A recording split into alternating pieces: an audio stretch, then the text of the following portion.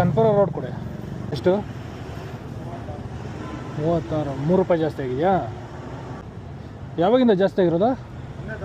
1ನೇ ತಾರೀಕಿಂದ ಜಾಸ್ತಿ ಆಯಿತಾ? ಕಾರ್ಡ್ ಇದ್ರೆ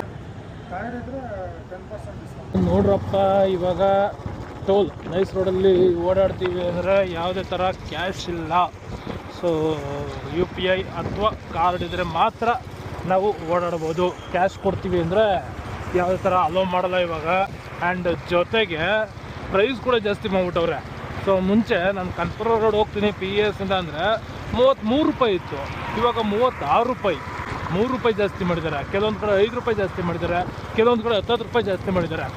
ಒಂದು ಕಡೆ ಪೆಟ್ರೋಲ್ ರೇಟ್ ಜಾಸ್ತಿ ಆಗ್ತಾ ಇದೆ, ಒಂದು ಕಡೆ ಐಟಮ್ಗಳ ರೇಟ್ ಜಾಸ್ತಿ ಆಗ್ತಾ ಇದೆ, ಜೊತೆಗೆ ಇವರು ಕೂಡ ರೇಟ್ ಜಾಸ್ತಿ ಮಾಡ್ತಾ ಅವ್ರೆ. ಇನ್ನೂ ಜಾಸ್ತಿ ಆಗದೆ ಹಂಗೆ ಇರೋದೇನೆಂದರೆ ಸಂಬಳ.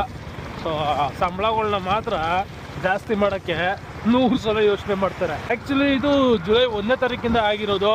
ಯಾರಾದರೂ ಟೋಲಲ್ಲಿ ಗೊತ್ತಿಲ್ಲದ್ರೆ ಯಾರು ಓಡಾಡ್ತೀರಾ ಅಂದರೆ ಇವಾಗ ಟೋಲಲ್ಲಿ ರೇಟ್ ಕೂಡ ಜಾಸ್ತಿ ಆಗಿದೆ.